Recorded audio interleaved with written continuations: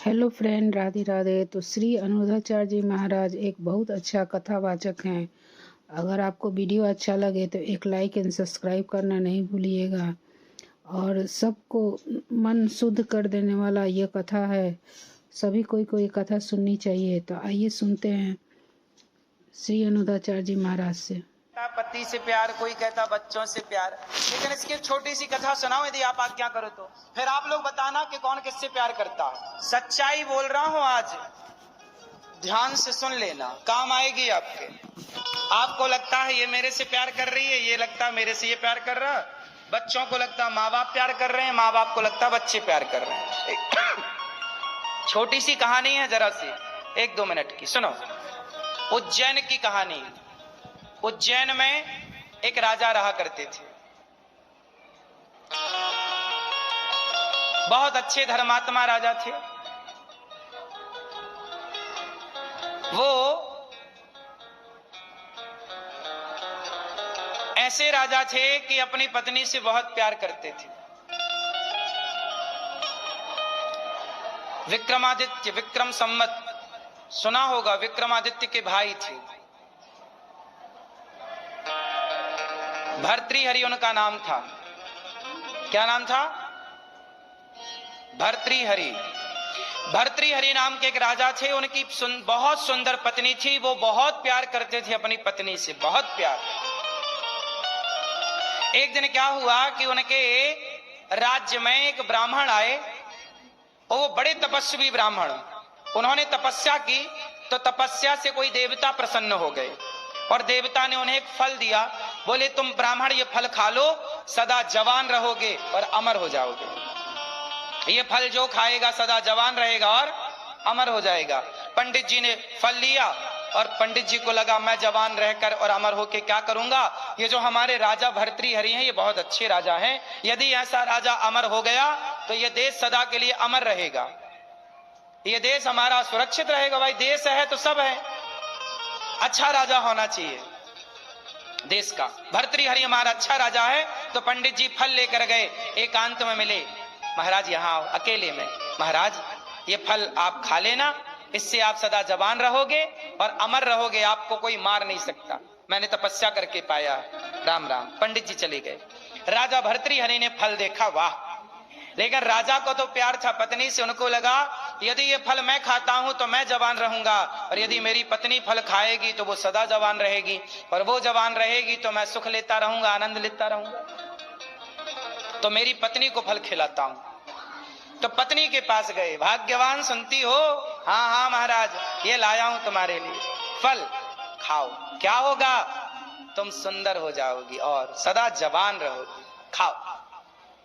अच्छा मैं भोग लगा के खाऊंगी। भर्तृहरि चले गए।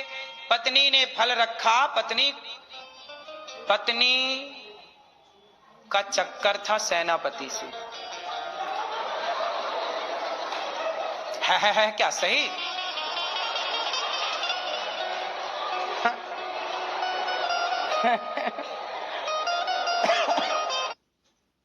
आओ आओ जल्दी आओ, पीछे के रास्ते। यहां बुलाया। बोले ये फल खाओ। बोले ये फल खा लो। क्यों? बोले ये फल खाओगे तो तुम सदा जवान रहोगे, और जवान रहोगे तो मुझे सुख मिलता रहेगा। राजा प्रेम करते हैं अपनी पत्नी से, और राजा की पत्नी रानी प्रेम कर। सेनापति फल लिया। बोले मैं खाऊंगा, यहां नहीं, अकेले में खाऊंगा, कोई देख ना ले। रानी गले लगाती है सेनापति को, फल देती है और चला सेनापति। सेनापति फल रखा। अच्छा सेनापति का चक्कर था वहां एक नाचने वाली से।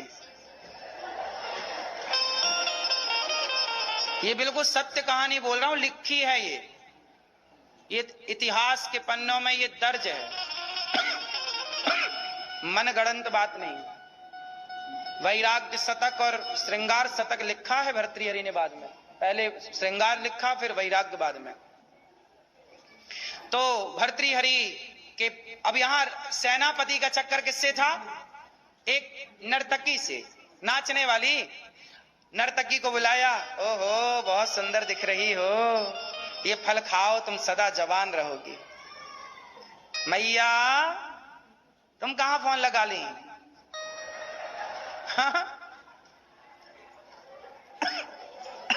ये प्रसंग चल रहा है, बिना फोन लगाना कहीं।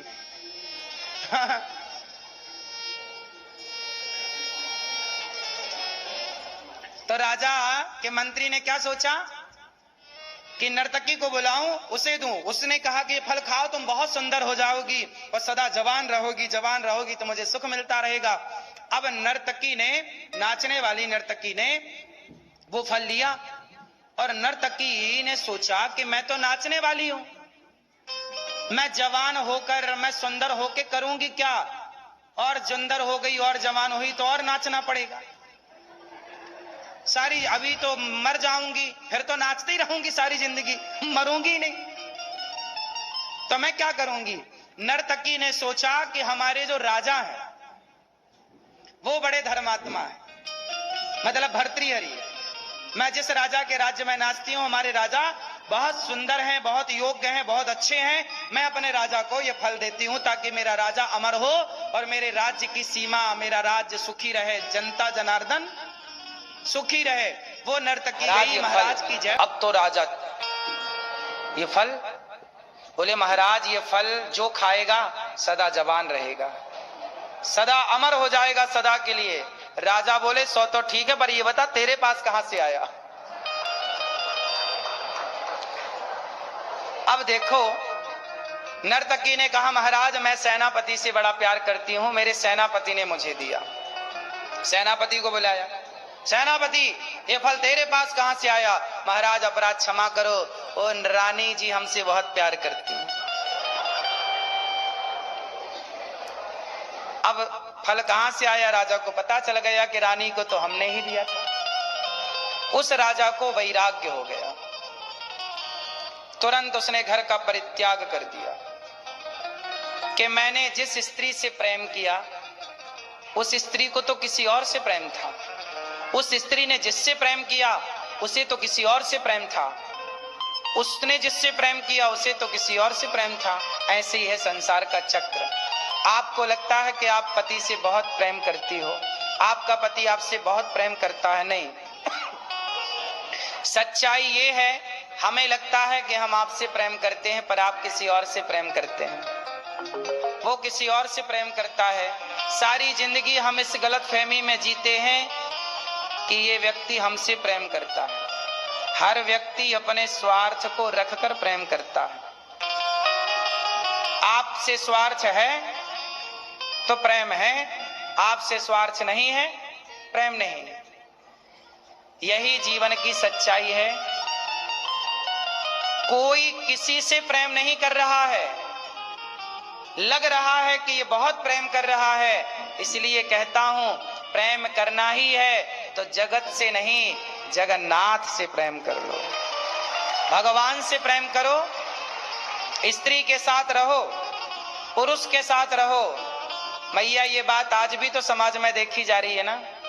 कई पत्नियां अपने पति से छिपकर यारी कर रही हैं कि नहीं दूसरे से, और कई पुरुष अपनी पत्नियों से छिप कर दूसरे को कर रहे हैं कि नहीं। पत्नी को लग रहा है कि मेरा है पर वो तो किसी और के चक्कर में है। सब जगह अब यही खेल चल रहा साहब। इसलिए इस गलतफहमी में बिल्कुल ना रहो कि आप जिससे प्यार करते हैं वो आपका है या आपकी है। कोई किसी को नहीं जान रहा, कोई किसी के मन की जान ही नहीं सकता। इसलिए हमें किसी के मन की जानना भी नहीं है और हम आपसे ये भी नहीं कहते कि आप हमसे ही प्यार करो, नहीं। हमें आपसे अब कोई उम्मीद नहीं है कि आप हमसे प्यार करें। अब हमने अपना मन आपसे हटाकर भगवान के चरणों में लगा रखा है। संसार धोखा दे सकता है, भगवान कभी धोखा नहीं दे सकते। प्यार ही करना है तो संसार से क्यों करें, करके भी क्या पाएंगे, भगवान से करें। सही है। ये पूरी कथा का निष्कर्ष ये निकला कि हम प्रेम भगवान से करें, चाहे स्त्री हो पुरुष हो। तुम बेटे से आपने देखा कि कितना सुंदर से महाराज जी कथा कहे हैं कि दुनिया में कौन किससे कितना प्रेम करता है। तो वीडियो कैसा लगा ज़रूर बताइएगा, और एक लाइक एंड सब्सक्राइब करना नहीं भूलिएगा। राधे राधे फ्रेंड। आप लोगों को वीडियो अच्छा लगे तो ज़रूर लाइक एंड सब्सक्राइब कीजिएगा, एक कमेंट ज़रूर कीजिएगा। तो बहुत सारा इसी तरह हम वीडियो लाते रहेंगे। धन्यवाद दोस्तों। राधे राधे।